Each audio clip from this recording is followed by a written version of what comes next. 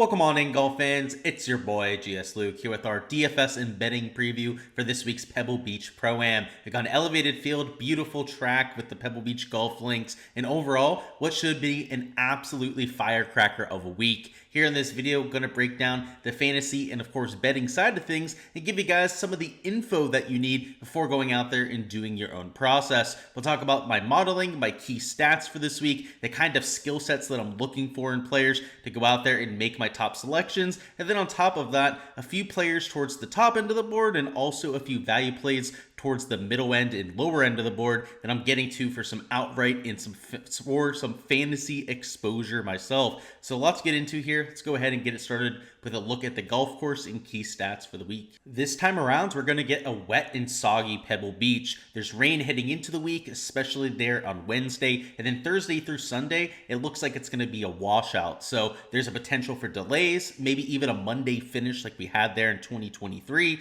But most importantly, I think it's going to be an absolute dart fest. You've heard players like Jordan Spieth already to allude to that in some of their interviews heading into this golf tournament. But on top of that, there's just a ton of shots from 150 yards and in. So if we're going to have wet receptive greens, some of your top end iron players out there, it might have even more of an emphasis over here in 2024. On top of that, if you're going to be hitting the ball close, you might see a little bit more emphasis on the putting side as it turns into more of a putting contest. Course history, especially going to be helpful as there's a lot of newcomers or guys that don't play here often out here in this elevated field. Around the green, important, especially with that soggy rough you might have around Pebble Beach. Also tiny greens at only 3,500 square foot. But with the wet conditions, I think we're going to see a higher birdie average, maybe slightly more difficult around the green shots because of the wet nature, but you're going to have a lot of just 4 or 5 foot birdie putts. So I'm really looking at that iron play from 150 yards and in. I think some of the longer holes are going to be even more of brutes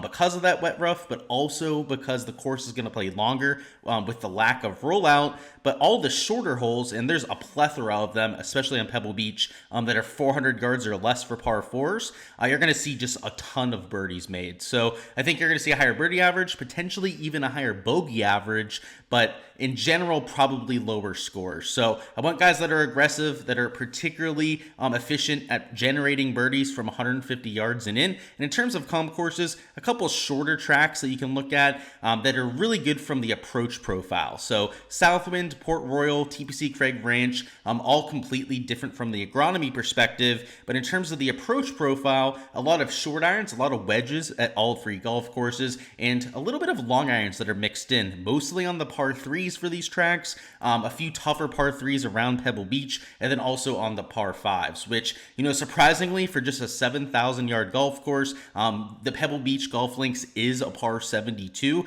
We do have 4 par 5s on site. So with those, some of the longer par 3s, you're going to have to hit a few long irons, holes 9 and 10, longer par 4s, you're going to have them too, but you're not going to have a lot of those middle iron ranges. So in terms of our weighting, there's a lot less from 150 yards. I'd say up to about 200 yards. These 2 ranges are a lot less important on a week like this. And in terms of stuff I'm de-emphasizing, I'm not looking nearly as much at some of the around the green stuff as usual, right? With 3,500 square foot greens, a lot of times I'm looking at that like maybe 20-25% on a week like this at Pebble Beach. But because of the soft, receptive nature out there, I think you're going to have difficult around the green shots. So I'm not completely ignoring it, but you're going to have a whole lot higher of a green regulation percentage. You have a lot of wedges, right? Even out of the rough, you're going to see guys putting spin on their golf ball, and they're going to have no problems throwing darts out there. So the scoring average, I think, will be a little bit better over here in 2024. Part of that because of the field strength, but also because of the kind of wet receptive nature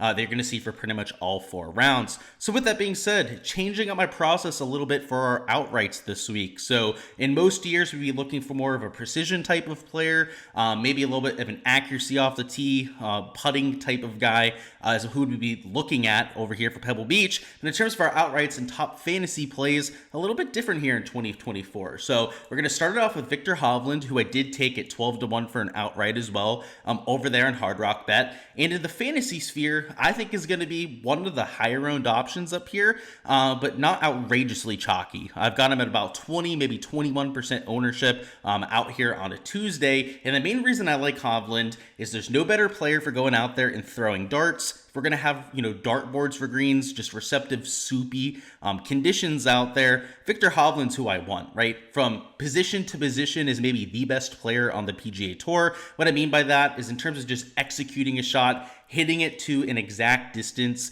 and flying the ball high and getting it to stop. There is no better player than Victor Hovland. So if you ask him to go out there and just hit to numbers all day, again, he's the best player on tour at doing that, where you can get into trouble, right? He's around the green. We know, he's shored that up over the last year or so. It's not nearly as big of a problem as it used to be, but also with the creative factor, right? When he has to shape shots off of tough lies, he has hanging lies, for example, like you get at Augusta National. I feel like that's where he can get into a little bit of a, maybe a tour average type of player. But when he's going out there and just hitting to certain numbers, it's why his iron play is so electric. It's why he has so many hole outs. He's got all these hole-in-ones on the PGA Tour in just a small sample size, is because he's exactly that type of player, right? Just takes aim at pin, gets it dialed in, and a lot of times is able to hole him out. So with these soft conditions, I think Victor Hovland fits that profile rather nicely. And on top of that, has a really good sneaky track record here. So if we just look at the Farmer stuff, it doesn't, paint the whole picture.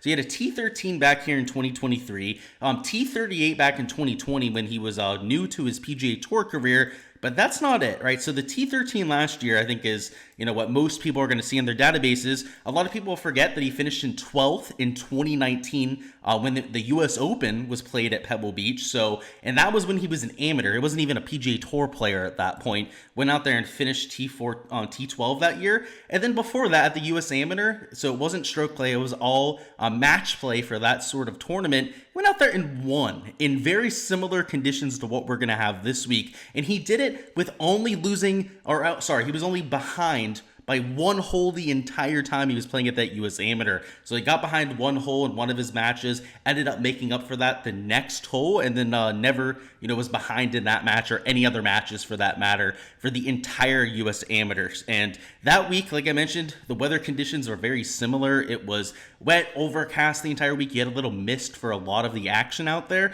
And I can remember that it was playing extremely soft. You had Victor Hovland hitting some magical around the green shots because he's pretty skilled out of that deep rough around the green. He's really skilled at hitting bunker shots to a certain distance, and when you have that soupy nature, I think it helps Victor Hovland even more. So I like the course history. You got the sneaky angle, right, with the U.S. Open, and then, of course, how well he played out there at the U.S. Amateur, and then course conditions that I think are conducive to his type of play. Now, the concerns, ownership for one, right? In DFS, you got to worry about the ownership angle, but for outrights, we don't have to worry about that. And 21% ownership, right? If you're going to eat that at any spot in your lineup, with a 10K player, it's not nearly as bad, right? Guys like Scottie Scheffler, Rory are still going to get their ownership. Xander Schauffele, I think, is going to be particularly popular himself. So it's not like I think somebody like Hovland is going to go way out of whack when it comes to the ownership, right? It's not going to go nuclear. It's not going to be like 25, 30% owned. At least I wouldn't think he would be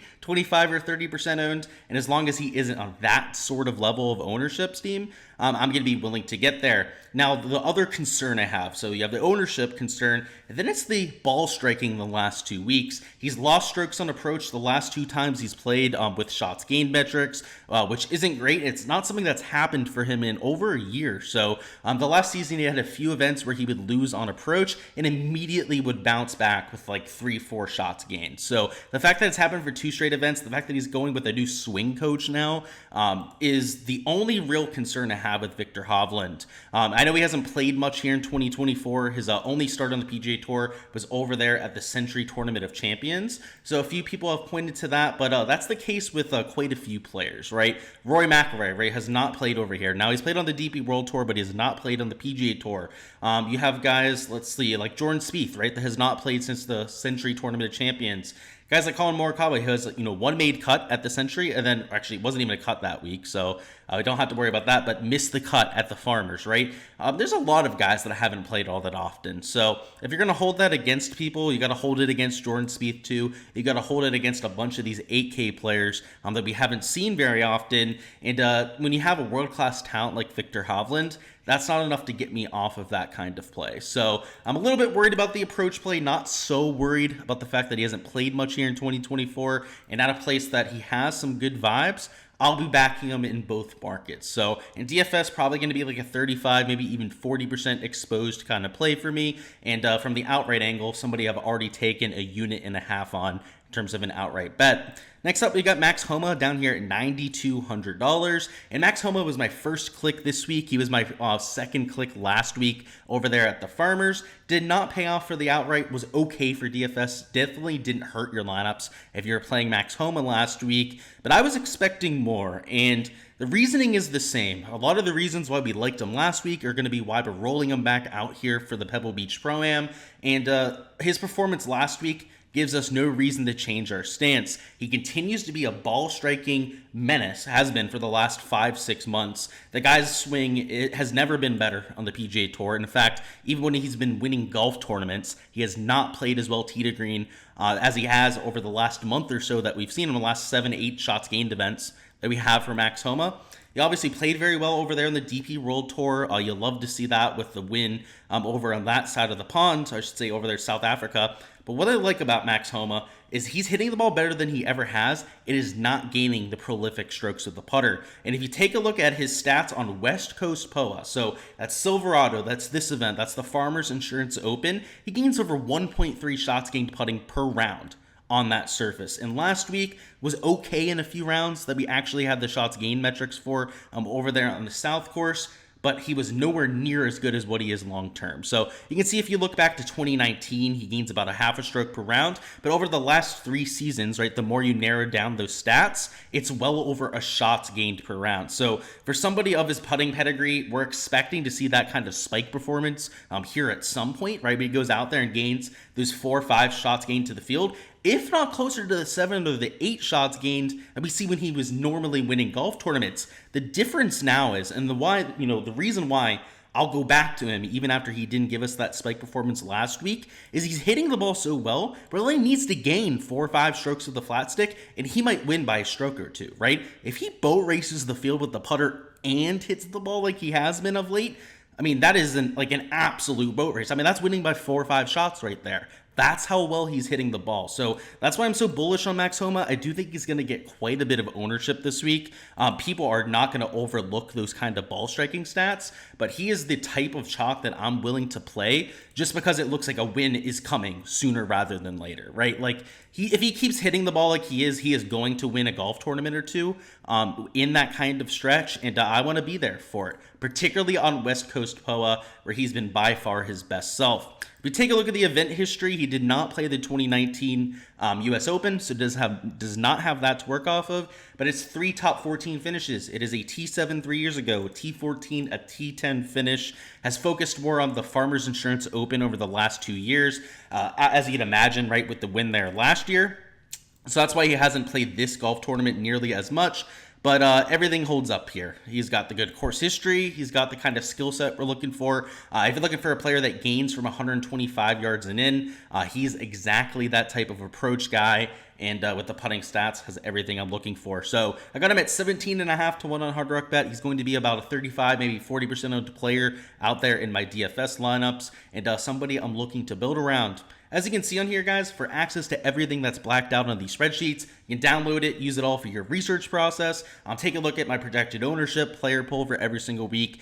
Check out the Patreon. There's a link down below in the description of the video, and you can get access to these yourself. Download them. Again, easy to access, gives you all that information to go off of, whether it's recent form, event history, shots gained metrics, all of my modeling weighting, which is uncensored on Patreon. All that can be yours, so just check it down below. There's different Patreon levels based on the kind of stuff that you want to see, whether it's props or over here on the DFS side.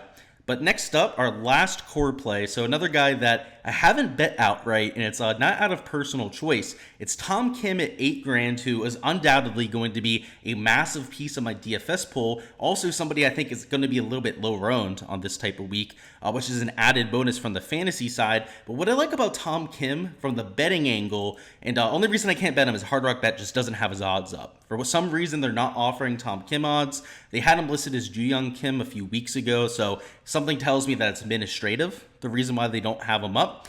and he might just win this golf tournament. We take him at tracks where off the tee isn't as important, right? We like him at the Shriners, Wyndham Championship, places you don't have to be long to win. And if there's a course where you don't have to be long to win on the PGA Tour, it's the Pebble Beach Pro-Am. And the added bonus with Tom Kim, the reason I really like him on a week like this, is from 150 yards and in, he's top 25 in almost every single proximity bucket. He's got the short stuff dialed in. I mean, you can see that if you win at the Wyndham Championship, Shriners, you've got to be really good with the wedges. And this is the same type of approach profile. He's been decent on POA. You can see he's gaining nearly half a stroke per round on the POA surface. So that's another tick in his box out there. Has not played this golf course before. Did not play the 2019 US Open. Has no course history at this event. So nothing we can really draw off of there. It's just the long-term course fit, the types of tracks we've seen Tom Kim play well at, are these short wedge type of golf courses. So I'm leaning into that, looking at some of the corollary courses out there with the Tom Kim. But what I also like about him is the wet conditions, the fact that you're going to have those dartboards out there. Tom Kim, when he's playing his best golf, is taking aim at every single pin and hitting the ball and stuffing it close almost every single time. And when we have these soft conditions, potentially even ball in hand, a very accurate driver with the Tom Kim, of course, all of that leads itself to these plotter type of guys succeeding. So obviously Max Homa, something I meant to mention with him is he won the Wells Fargo Championship at TPC Potomac when it was unbelievably rainy. It was nasty for 3 of the 4 days. They had ball in hand. It was like soup out there for, again, 54 of the 72 holes. He won a golf tournament at that kind of event. Victor Hovland, again, his US Amateur was in those kind of conditions, right? The kind of ones that we're going to see this week back there in 2018. And Tom Kim, Open Championship, nasty conditions at Hoylake. Played really well, right? Even on the busted ankle. The year before that, played well. I mean, this guy is a grinder. Will go out there in windy, rainy conditions and get the job done. I like the psychological factor there for Tom too. So he's my last core play. I want to bet him outright. I want to get the exposure there, Hard Rock Bet, but you're not even giving me a number to bet. So I'm hoping that they fix that administrative issue sometime before lock. Give us a competitive number on him, right? I think I saw 60 to 1 on a few books. I think 50 to 1, 55 to 1 is probably a pretty fair number. Just give us something to bet on Tom Kim. I want to get some exposure there, and if he wins and we weren't even able to bet on him going into the week, that would just be a shame. So Tom Kim, love him for DFS, want to take him for outrights. We'll see what happens there. And now for our value plays, these aren't guys that I'm taking for outrights, but I love their top 10, the top 20 odds. And for DFS, they're great ways to save a little bit of salary and go out there and still trying to get some top end upside.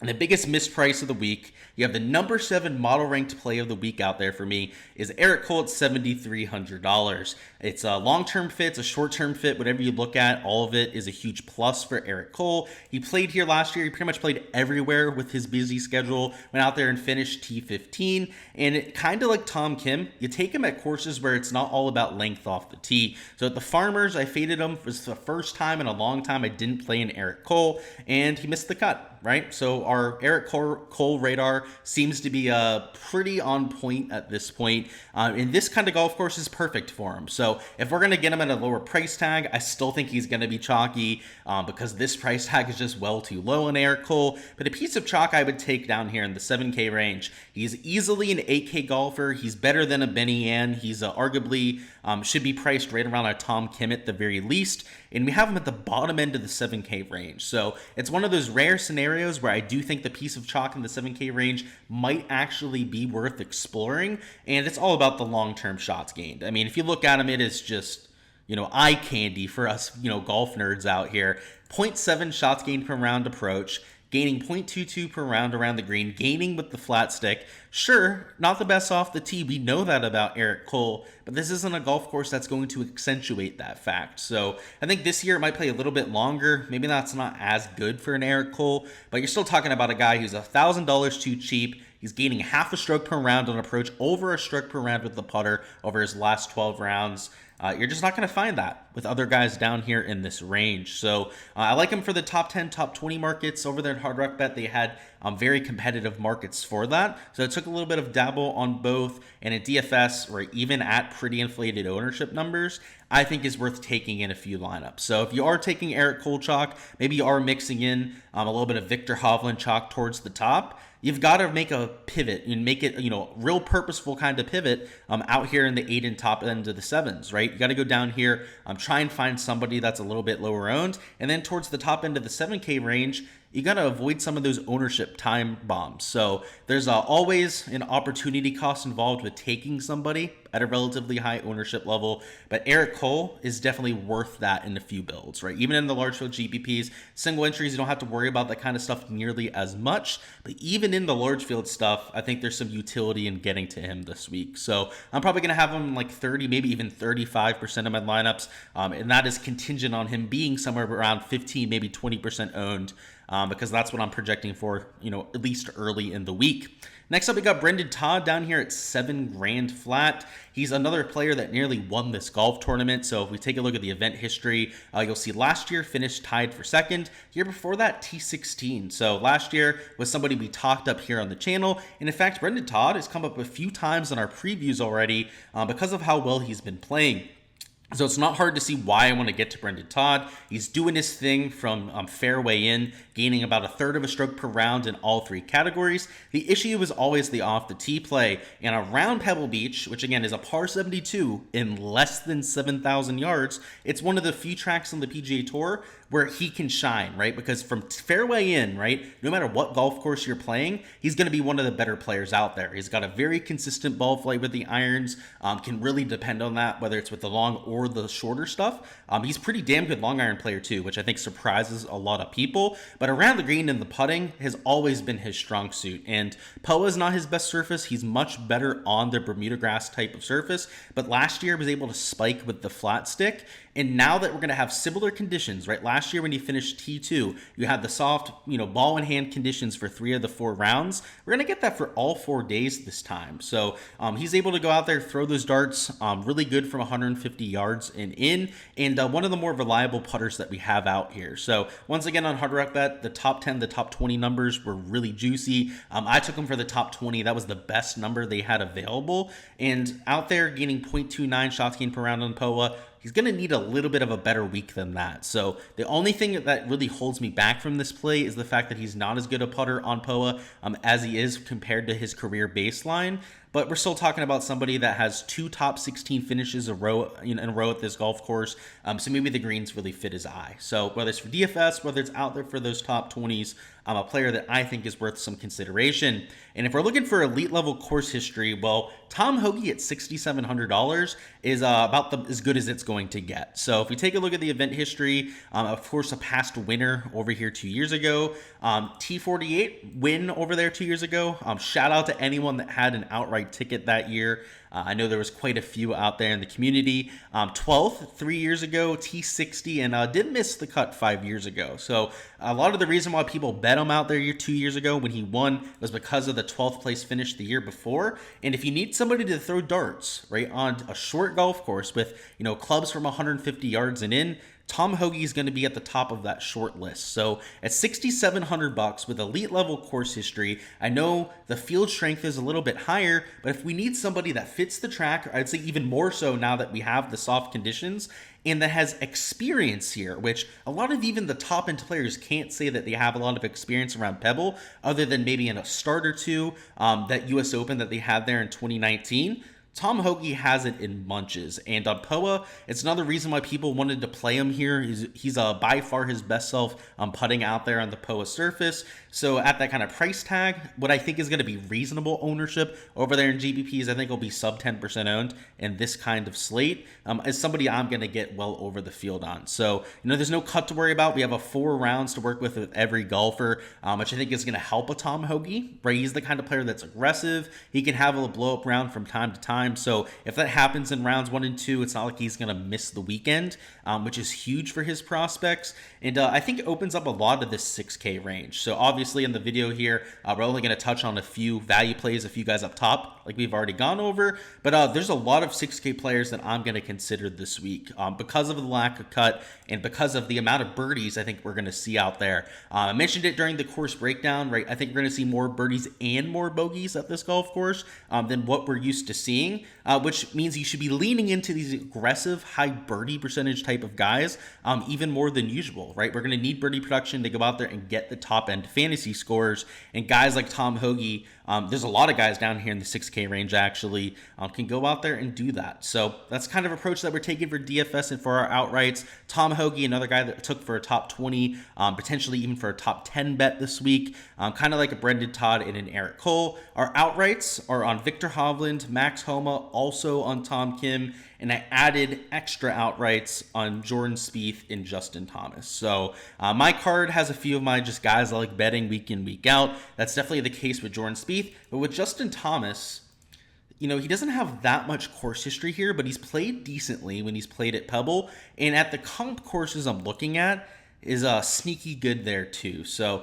I liked the number I got there. I think it was 22.5 to 1 on somebody like a Justin Thomas. And Jordan Spieth, I got it 17.5 to 1. Number not as good on Jordan Spieth, but I bet on pretty much every time he plays. So that's the outright betting card this week. That's it for the DFS and betting preview and the kinds of players that I'm going to be getting to. That is all for this week's betting and DFS preview. I appreciate the support here, guys. Hopefully you feel a little bit more prepared for your own process. Smash the like button on the way out of here, and also go ahead and comment down below who you've got winning this golf tournament.